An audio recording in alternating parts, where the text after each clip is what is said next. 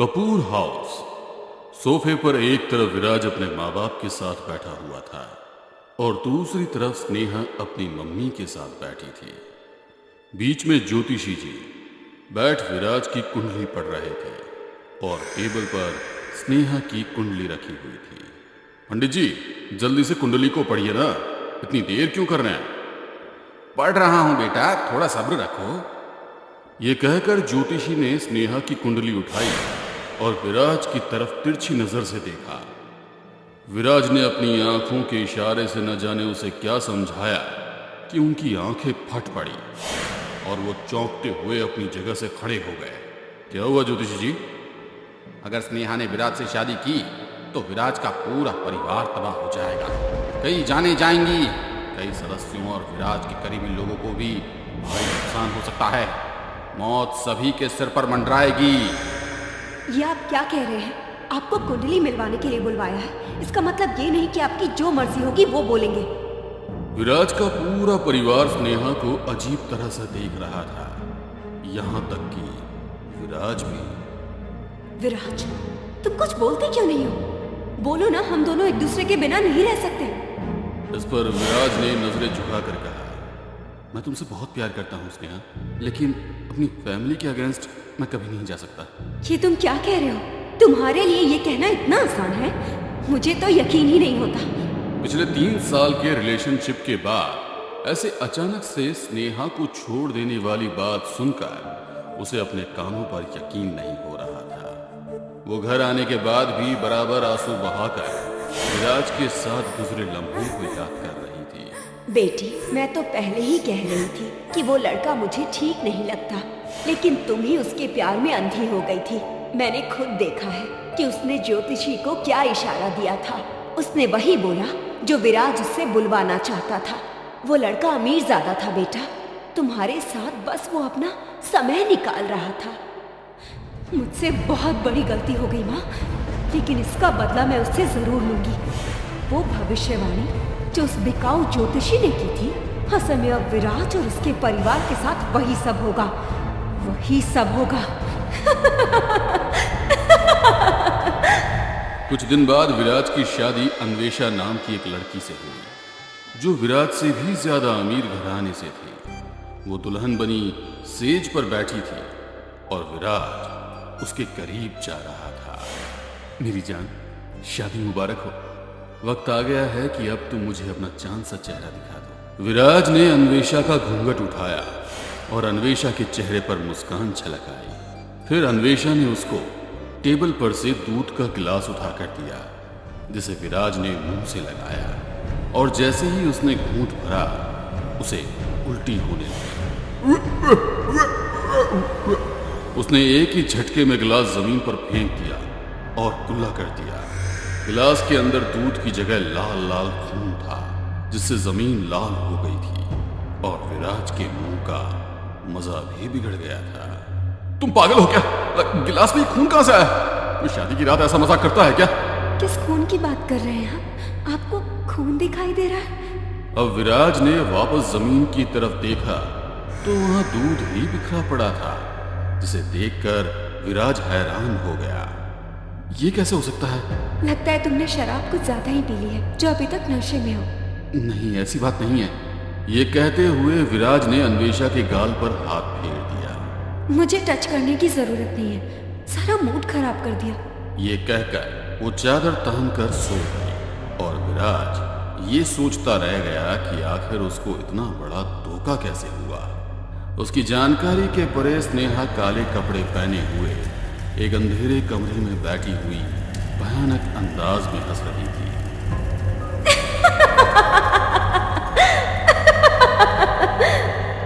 शादी की पहली रात दोनों ने ऐसे ही सोकर गुजार दी, लेकिन अगली रात उन्होंने ऐसी प्यार भरी रात गुजारी जिससे उन दोनों के बीच के सारे गिले शिकवे खत्म हो गए। अब वक्त सुकून से गुजरने लगा और 9 महीने बाद अन्वेषा ने एक बच्ची को जन्म दिया। जैसी मेरी बहू थी, उसने वैसी ही बच्ची को जन्म दिया है। इसका नाम हम शिवांगी रखेंगे, जैसा आपको अच्छा लगे माँ जी। शिवांगी के जन्म के 8 साल बाद वो अपने कमरे में बैठी टीवी देख रही थी। तभी उसकी खिड़की पर एक कोयल आकर कूकने लगी। अरे वाह, तुम्हारी आवाज तो कितनी प्यारी है। शिवांगी उठकर उसके पास गई तो कोयल के पास एक और कोयल आकर बैठ गई। अरे तुम तो दो हो, आओ आओ मेरे कमरे के अंदर आओ। क्या तुम मेरी लैंग्वेज समझ सकते हो? तभी कोयल के पास दो कौवे आकर बैठे और उनसे डरकर शिवांगी पीछे हट गई। उसके बाद भी एक के बाद एक कई कौवे वहां आए और शिवांगी बेहद डर गई। वो दरवाजे की तरफ जा ही रही थी कि सभी कौवों ने एक साथ उस पर हमला बोल दिया। उसकी चीख सुनकर बाकी सभी मेंबर्स उसके कमरे में पहुंचे और वहां का मंजर दिल दहला देने वाला था। शिवांगी जमीन पर पड़ी थी और दो कौवे उसकी दोनों आंखों में चोंच मारकर उसकी आंखों की पुतली को निकाल चुके थे। शिवांगी बुरी तरह तड़प रही थी और छटपटा रही थी। उसकी आंखों की जगह बेइंतहा खून बह रहा था। शिवांगी बेटा। वो सभी जैसे ही शिवांगी के पास पहुंचे तो सभी कौवे कांय कांय करते हुए खिड़की से बाहर उड़ गए। ये क्या हुआ हमारी बच्ची को, मेरी प्यारी सी बच्ची? दोनों शिवांगी को कार में बिठाकर हॉस्पिटल ले गए, जहां पता चला कि अब शिवांगी कभी नहीं देख पाएगी। नहीं! स्नेहा अभी भी उसी अंधेरे कमरे में बैठी हुई थी। वहां पर खिड़की के रास्ते दो कौवे अंदर आए और उन्होंने अपनी चोंच में फंसी दो आंखें स्नेहा के सामने छोड़ दी और उन्हें देखकर स्नेहा जोर जोर से हंसने लगी।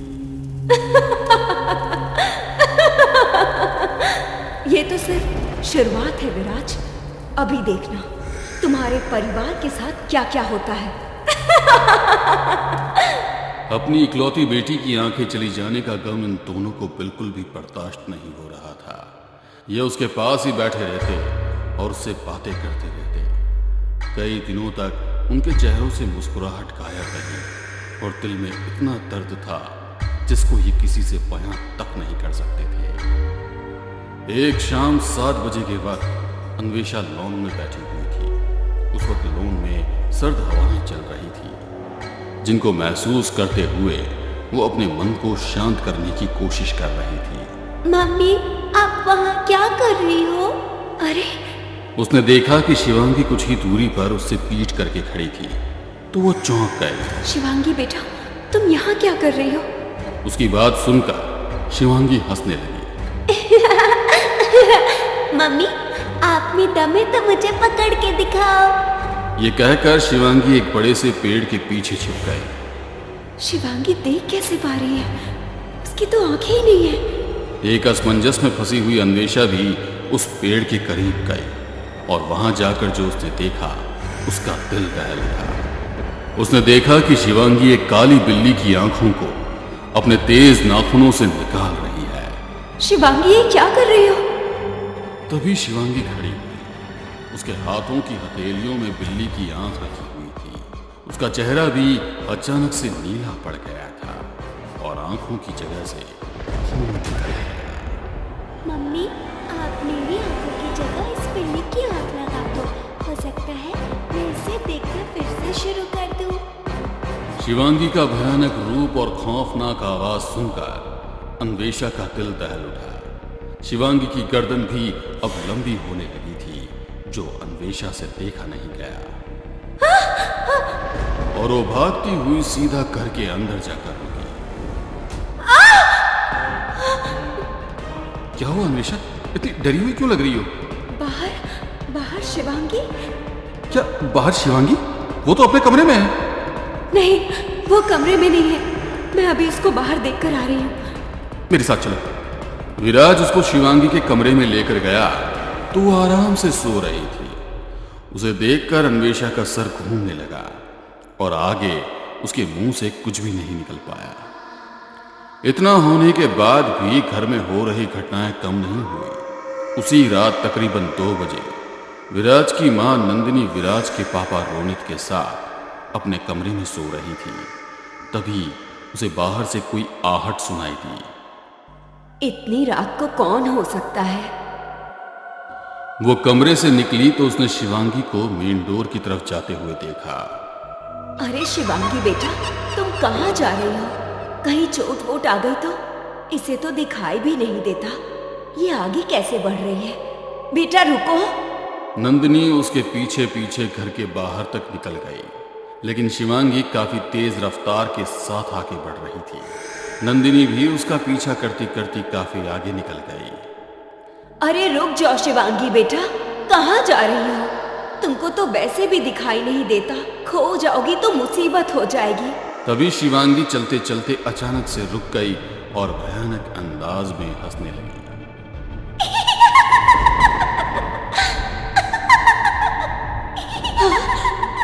ये क्या हुआ तुमको? ये सुनकर भी शिवांगी बस भयानक आवाज में ही हंसती थी। नंदिनी ने आगे बढ़कर उसके कंधे पर हाथ रखा तो वो बिल्कुल शांत हो गई। एक झटके के साथ उसने पलटकर नंदिनी की तरफ देखा। उसकी आंखों की जगह सफेद रोशनी चमक रही थी। उसके चेहरे पर भयानक मुस्कान थी और उसके मुंह से खून जमीन पर टपक रहा था। कैसी हो प्यारी दादी माँ?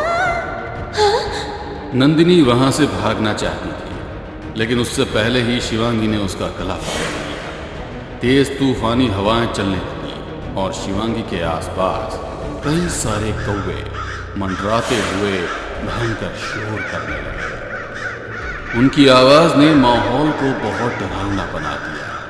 एक कौवे ने नंदिनी का कान काट लिया और दूसरे की नाक। तभी अचानक से वो उस पर पूरी तरह से लपट गए। वो जमीन पर गिरकर तड़पने लगी और शिवांगी वहीं खड़ी हुई भयानक अंदाज में हंसती रही। इस तरफ अन्वेषा और विराज आराम से अपने कमरे में सोए हुए थे। तभी अचानक से उनके कदमों में कुछ आकर गिरा और वो दोनों चौंकते हुए खड़े हो गए। उस चीज को देखने के बाद उन दोनों की सांसें गले में ही अटक कर रह गई। उनके कदमों में विराज की मां का कटा हुआ सर लगा, जिस पर कौवों के नोचे जाने के भयानक निशान बने हुए थे। मां! मुझे धोखा देकर तुमने अच्छा नहीं किया विराज। अब मैं तुम्हारी कुंडली पूरी तरह से बदल दूंगी।